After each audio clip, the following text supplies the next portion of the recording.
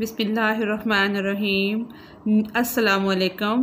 New Oxford modern English 3rd addition book 1 based on single national curriculum 2020 Oxford.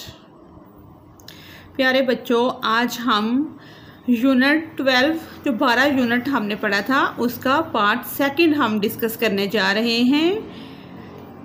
जैसा कि आप पिछले lesson को अंडरस्टैंड कर चुके हैं, आज हम इसको पढ़ेंगे। ये क्या है? ये है नज़म। लिमरिक्स। लिमरिक्स क्या होता है? ऐसी नज़म होती है जो 5 मिसरों पर मुश्तमिल होती है, जिसके एक बंद के अंदर 5 मिसरे होते हैं। उसको हम कहते हैं लिमरिक्स। वर्ड्स टू नो, जानने के अल्फाज। कोस्ट, साहिल। The part of the land that is joining or near to the sea, साहिल को कहते हैं।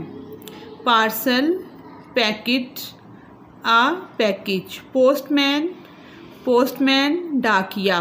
स्वेलो, निगलना। वेक, मारना, जैसे इसका हिट लिखा हुआ है, मारना, पीटना। WHACK, इसको हम प्रोनाउंस करेंगे वेक, हिट करना, मारना।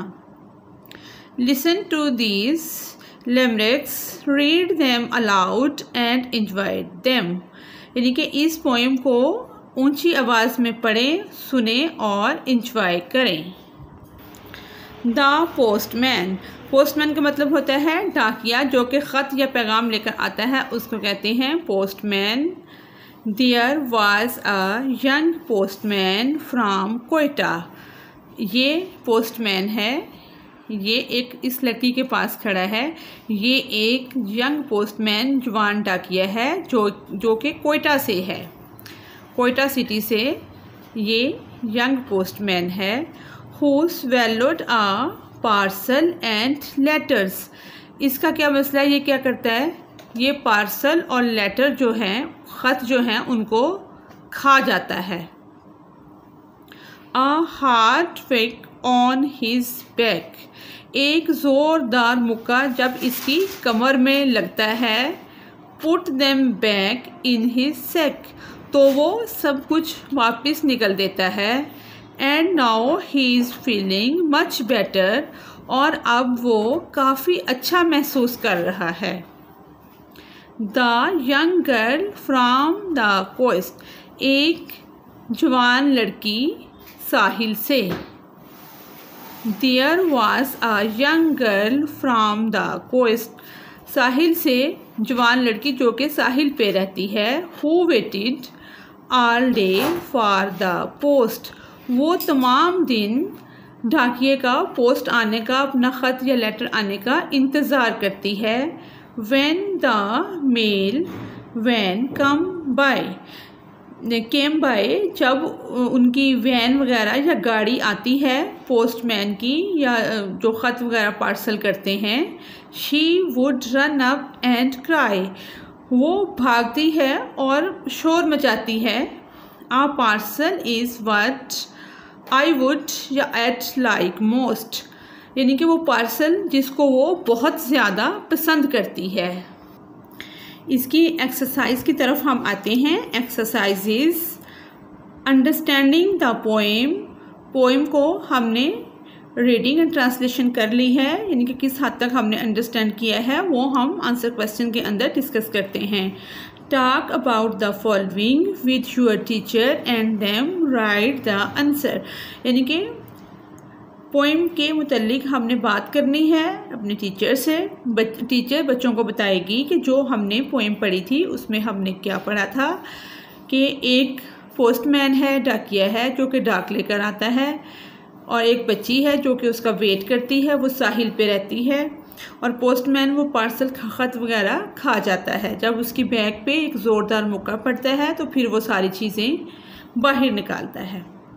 यानी कि ओवरव्यू हम दे देंगे आंसर क्वेश्चन से पहले, ताकि बच्चों को एक रिमाइंडर मिल जाए और उनके लिए आसानी हो जाए। फर्स्ट क्वेश्चन है, हाउ आर द लिमरिक्स सिमिलर। लिमरिक्स किसे कहते हैं? जो कि 5 मिसरों पर मुश्तमिल नज़म होती है। A limerick is a humorous poem consisting of 5 lines, the first, second and fifth line having the same rhythm and rhyme with each other। यानी कि ये 5 मिसरों पर मुश्तमिल नज़म होती है जिसका फर्स्ट, सेकंड और फिफ्थ लाइन के जो लास्ट वाले वर्ड हैं वो एक जैसे होते हैं। इसका सेकंड क्वेश्चन है, question B, in what way are the limericks funny? Limericks जो है वो फनी किस सेंस में होती है? Limericks are funny short poem. Limericks जो है वो फनी शॉर्ट पोएम मुख्तसर नज़म है that only take up 5 lines, यानी कि जो सिर्फ 5 लाइन पर मुश्तमिल होती है and offer some of the best laugh, और हमें एक अच्छी ऑफ़र करती है यानी कि हमें हंसाती है। Question C, can you make your own limericks? क्या आप अपनी खुद से लिमरिक्स लिख सकते हैं? 5 मिसरे ऐसे लिख सकते हैं जिसका फर्स्ट, सेकंड और फिफ्थ लास्ट वर्ड एक जैसा हो। Share it write the others in class, यानी कि आप इसको शेयर करें, share it with the others in class, आप उसको लिखें और अपनी क्लास के साथ शेयर करें। ये एक्टिविटी बच्चों के करने की है। देखिए, there once was a long old goat who wanted to sail on a boat across the 7 seas with a crew of trained wheels while wearing a long caption coat। यानी कि इसमें आपने देखा फर्स्ट, सेकंड और fifth जो word इसके आए हैं वो एक जैसे हैं। बी क्वेश्चन है, वर्किंग विद वर्ड्स, लफ्ज़ों के साथ काम करना। टॉक अबाउट द पिक्चर, ये पिक्चर दी गई हैं, इनके मुतल्लिक बात करें। Your teacher will help you, आपकी टीचर आपकी मदद करेगी। इन डिस्क्राइबिंग द पिक्चर, इन तस्वीरों को डिस्क्राइब करने में, एक्सप्लेन करने में आपकी टीचर हेल्प कर सकती है। फर्स्ट पिक में हम क्या देख रहे हैं कि 2 बच्चे हैं, वो फुटबॉल खेल रहे हैं। The children are playing in the ground, बच्चे क्या कर रहे हैं? ग्राउंड में खेल रहे हैं। The boys are kicking a football, boys जो हैं या चिल्ड्रन जो हैं बच्चे फुटबॉल के साथ खेल रहे हैं। नेक्स्ट पिक है ये वाली पिक है बी। इसमें हम देखें ये साइकिल है और ये एक बच्चा साइकिल लेके जा रहा है और ये एक डॉग है जो पीछे बैठा हुआ है। इसमें हमने 2 सेंटेंस बनाने हैं इस पिक्चर के ऊपर। The boy is walking along the beach, ये बीच है, समुंदर है, ये बीच के ऊपर वो साइकिल चला रहा है, साइकिल के साथ जा रहा है।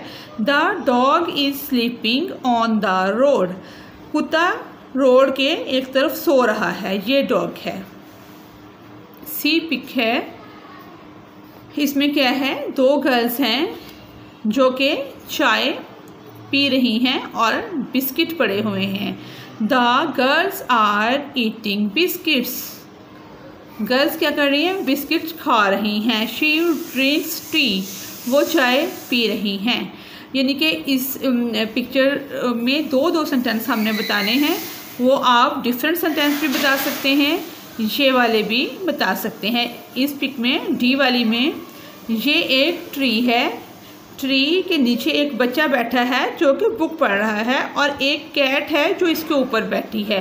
A cat is climbing the tree, cat दरख्त पर चढ़ गई है, जैसा कि इस तस्वीर में देखा जा सकता है कैट दरख्त पर चढ़ गई है।